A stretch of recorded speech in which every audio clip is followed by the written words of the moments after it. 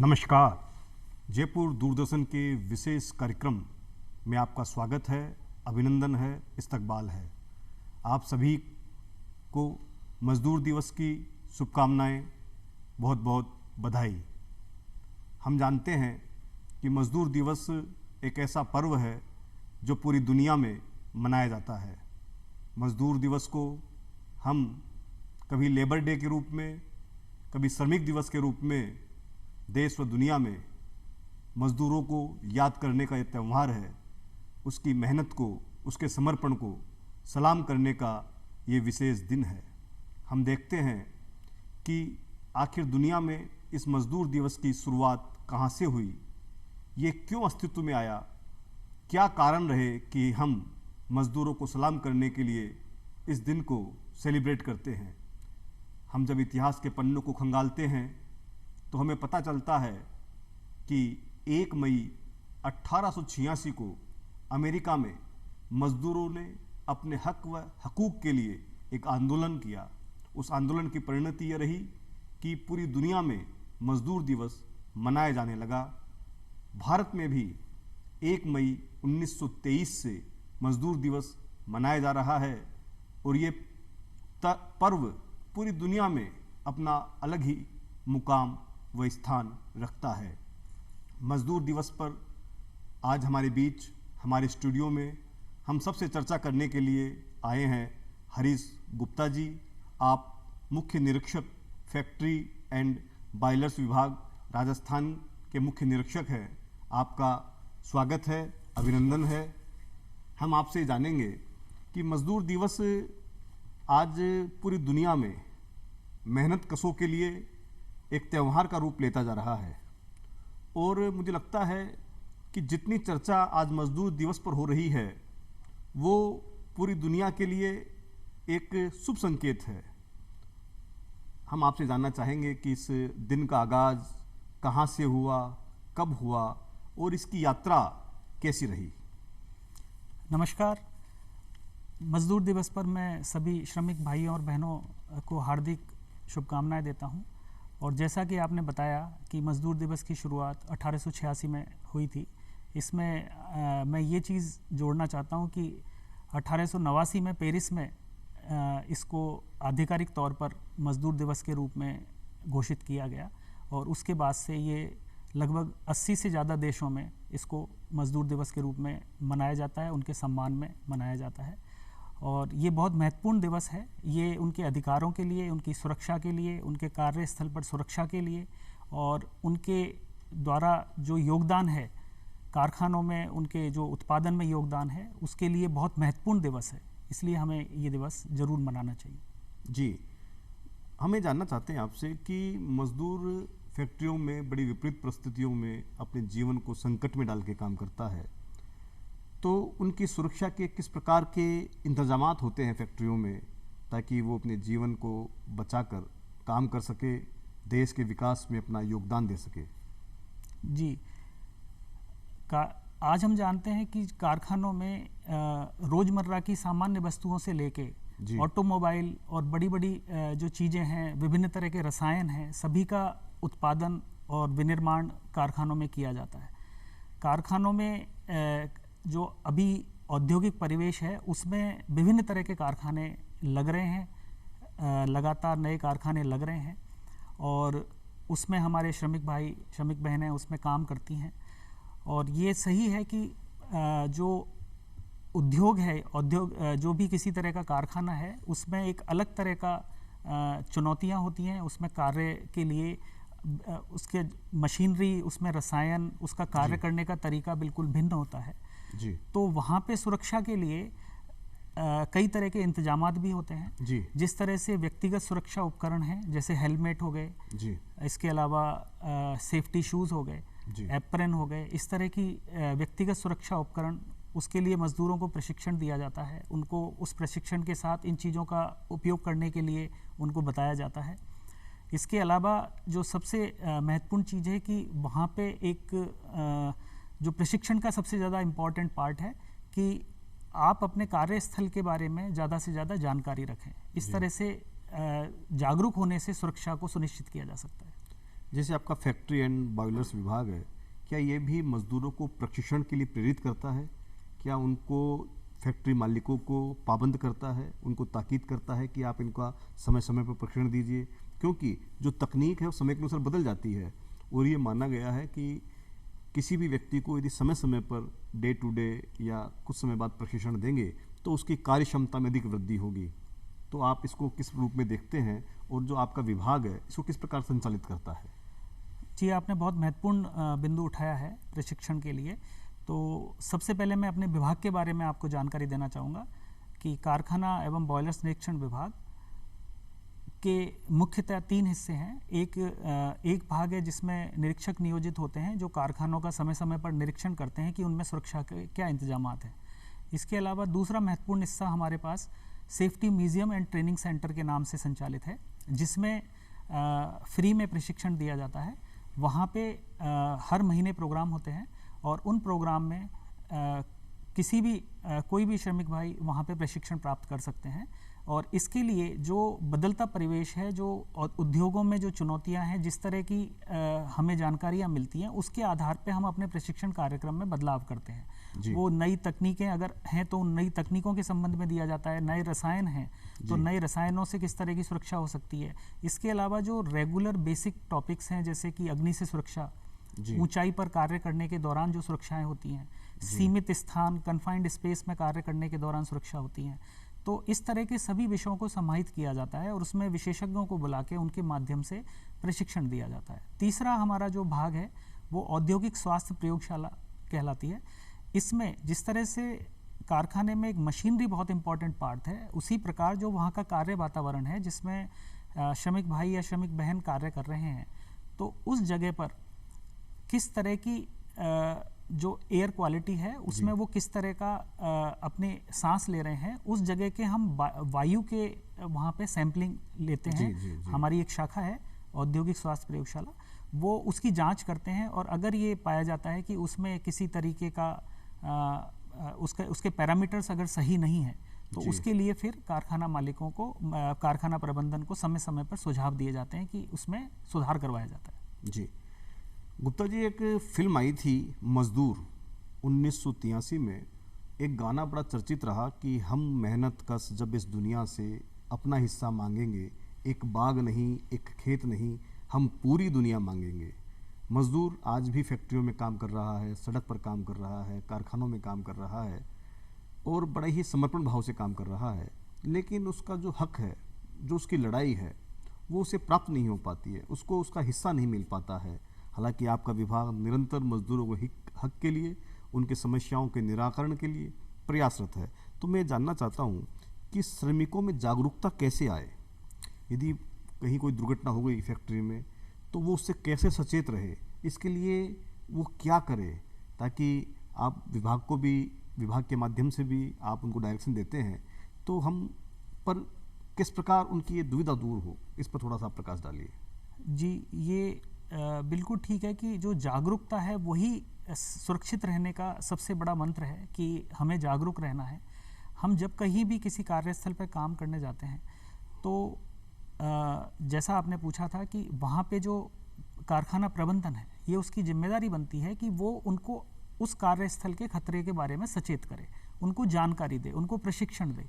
ये उनकी जिम्मेदारी में आता है और जो प्रशिक्षण दिया जाए उसको हमारे मजदूर भाई बहन उसको ध्यान से, उस प्रशिक्षण को सुने, उसमें कोई चीज़ समझ में ना आने पर पूछें, और जब कार्य पर जा रहे हैं तो वहाँ कार्यस्थल को अच्छे से उसको देखें कि ये इस तरह का कार्यस्थल है, यहाँ पे इस तरह का मशीन यूज़ होती है, इसको इमरजेंसी स्विचेस इसके कहाँ पे हैं बंद करने के लिए, इसमें किस तरह के पर्सनल प्रोटेक्ट जो व्यक्तिगत सुरक्षा उपकरण है उनमें किस किस तरह की आवश्यकता है जो मुझे प्रशिक्षण में बताया गया है, उनको पहनकर ही कार्य करें।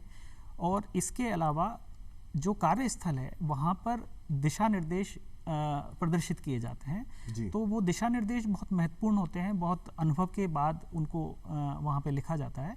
तो दिशा निर्देशों को जितना प्रदर्शित करना जरूरी है उतना ही उनको फॉलो करना भी बहुत आवश्यक है। तो प्रशिक्षण, दिशा निर्देश और जो प्रशिक्षण में जानकारी मिली है उस अपने कार्यस्थल के नियमों की पालना से दुर्घटनाओं में, औद्योगिक दुर्घटनाओं में बहुत हद तक कमी आ सकती है। जी, तो जी। ये महत्वपूर्ण है इस प्रशिक्षण के माध्यम में, नए कार्यस्थल के माध्यम में। ये देखा गया है कि सिलोकिसिस बीमारी बड़ी घातक बीमारी है, और मुझे एक बार चित्तौड़ जाने का मौका मिला, तो एक गांव में जब मैं वहाँ 2 दिन रहा तो मुझे ध्यान में आया कि उस गांव में बाल विधवाओं की संख्या ज़्यादा है। पता लगा कि विधवाएं इतनी क्यों हैं, तो बताया गया कि सिलोकिसिस बीमारी से अधिकांश पुरुष उस बीमारी की भेंट चढ़ गए। तो अब सिलोकिसिस बीमारी को लेकर आपके विभाग की ओर से क्या कार्य किए जा रहे हैं और इससे किस प्रकार बचा जा सकता है? क्योंकि जो हमारा श्रमिक है, जो हमारा नौजवान है, यदि उस बीमारी की भेंट चढ़ता रहा तो ये हम सबके लिए चिंता का विषय है, और ये हमारे माथे पर कलंक है कि हम हमारे नौजवान मजदूर भाइयों को नहीं बचा पा रहे हैं। सिलिकोसिस वास्तव में एक बहुत गंभीर समस्या है, और सिलिकोसिस के बारे में सबसे पहले मैं आपको ये बताना चाहता हूँ जी। कि सिलिकोसिस का कारण क्या है। सिलिकोसिस का कारण है कि इस तरह के पत्थर की पिसाई, गढ़ाई या ग्राइंडिंग जी। जिस पत्थर में फ्री सिलिका मौजूद हो, जी, जी। तो जो ऐसे पत्थर हैं उनमें जब उनकी पिसाई गढ़ाई होती है तो वो फ्री सिलिका के छोटे छोटे कण बाहर निकलते हैं, जी। और वो छोटे छोटे जो कण हैं जो 5 माइक्रोन से भी कम साइज के हैं, वो उनको हमारी नाक की श्लेष्मा झिल्ली नहीं रोक पाती है और वो फेफड़ों में चले जाते हैं। जी। तो जब फेफड़ों में चले जाते हैं तो धीरे धीरे इसमें अगर लंबे समय तक एक्सपोजर होता रहता है इस तरीके का, तो उस एक्सपोजर के बाद लंबे समय तक होने से वो फेफड़ों में ये सिलिकोसिस की बीमारी डेवलप होने लगती है। तो ये बीमारी का मूल कारण है कि वो जो धूल के छोटे कण हैं जो दिखाई नहीं दे रहे जी। हैं, और वो जो गढ़ाई और उससे निकलते हैं, जी। वो अंदर जाने से समस्या होती है। जी। तो सबसे महत्वपूर्ण चीज़ है जागरूकता और जानकारी कि जी। जब पत्थर कारखानों में जो इस तरह की चीज़ हैं उनके लिए उनको स्पष्ट निर्देश दिए जाते हैं उनको कि यहाँ पर उनको व्यक्तिगत सुरक्षा उपकरण पहनाएं, उनको प्रॉपर तरीके के मास्क दें, उनको जागरूक करें, बार बार प्रशिक्षित करें कि ये इस तरह का जो कार्य है उसमें क्या क्या सावधानियां बरतनी है। इसके अलावा जो मशीनरी है उस मशीनरी पे भी सुरक्षा के उपाय जरूरी हैं ताकि इस तरीके की धूल बाहर ना निकले। जी। तो मशीनरी को सही प्रकार से चलाना, प्लस अपने श्रमिक भाइयों को प्रशिक्षित करना, और तो जो इसके वैज्ञानिक उपाय हैं उसके साथ साथ प्रशिक्षण एक सबसे महत्वपूर्ण उपाय है जिससे कि सिलिकोसिस बीमारी पर काबू पाया जा सकता है। और यदि हम लगातार इसके बारे में जागरूक होते रहेंगे और ऐसी चीज़ों की जानकारी रखेंगे, अपने कारखाने को सुव्यवस्थित रखेंगे और कारखाने की मशीनरी को सही रखेंगे, तो इस बीमारी पर काफ़ी हद तक कंट्रोल पाया जा सकता है। इसके लिए विभाग समय समय पर निरीक्षण करता है। निरीक्षण करने के बाद जो कारखाने हैं उनमें निर्देश दिए जाते हैं, और उनको निर्देश देने के बाद वहाँ पे उस तरह के सुधार करवाए जाते हैं जिससे इस तरह की धूल वातावरण में ना आए। जी। और उस वातावरण की भी जांच करवाई जाती है सिलिकोसिस के संबंध में, कितनी धूल वहाँ पे इस तरह की अवेलेबल है। जी। जी। इस तरह से विभाग प्रयासरत है। सर, ये बड़ी एक घातक बीमारी होने के साथ ही कई बार उनके परिवार के जो लोग हैं, जैसे उस व्यक्ति की अकाल मौत हो गई, जो परिवार के लोग हैं वो फिर उस रोजी रोटी के लिए वही काम करने लगते हैं, तो इसके पुनरुद्धार के लिए, उनकी पुनर्स्थापना के लिए, उनको कुछ आगे बढ़ाने के लिए ऐसी भी कोई योजना है अपने इसके लिए राज्य इस विभाग में नहीं है इसके, लेकिन राज्य सरकार ने इसके लिए योजनाएं निकाली हैं जिसको मूलतः श्रम विभाग इनको देखते हैं। तो श्रम विभाग के पास इस तरह की योजनाएं उपलब्ध हैं। जी। जी। और जिनकी वेबसाइट पर इसकी डिटेल प्राप्त हो सकती है। जी। जी। सर, मैं जानना चाह रहा था कि ये सवाल हर बार हर जगह मुंह बाएं खड़ा रहता है कि आज़ादी के इतने बसंत गुजरने के बाद भी मज़दूरों के सामने कई प्रकार की समस्याएं हैं, वो आज भी रोज़ाना दर्द के दरिया से होकर निकलता है। तो आपको क्या लगता है कि उनके सामने कौन सी चुनौतियां हैं मज़दूरों को? यदि उन चुनौतियों को दूर कर दिया जाए तो वो देश के विकास में उनका महत्वपूर्ण योगदान है, तो आगे बढ़कर उनके स्वास्थ्य की भी चिंता हो पाएगी, उनके जीवन की भी चिंता हो पाएगी और उनकी आजीविका की चिंता हो पाएगी। तो सर, इस पर भी थोड़ा प्रकाश डालिए।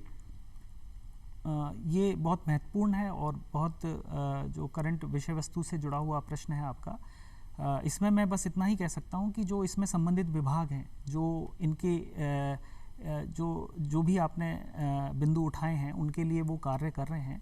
हमारे विभाग का जो मूल कार्य है वो इनके कारखानों में इनकी सुरक्षा से जुड़ा हुआ विभाग है हमारा विभाग। जी जी। तो वहाँ पे जो जैसा मैंने पहले बताया कि इनका सबसे महत्वपूर्ण चीज़ है इनकी जागरूकता और इनका कार्यस्थल, इनको सुरक्षित कार्यस्थल प्राप्त हो, उन चीज़ों के लिए हमारा विभाग लगातार कार्यरत है।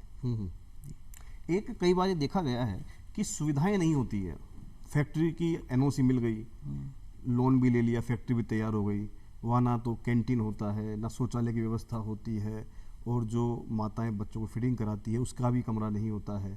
तो इस पर भी बताइए थोड़ा सा, ताकि फैक्ट्री संचालक भी अवेयर हो। और जो हमारा मजदूर भाई है वो बड़ी ही, जब शौचालय की व्यवस्था नहीं है, भोजनालय की व्यवस्था नहीं है, तो बड़ा कुंठित होता है और कुड़ता है कि और जगह सब जगह व्यवस्थाएं हैं और कार्यस्थलों पर सब सुविधाएं हैं, लेकिन हमारे इस कारखाने में सुविधाओं का अभाव हुआ है, क्योंकि वो दैनिक मजदूरी पर है, वो मालिकों से विरोध नहीं कर पाता है।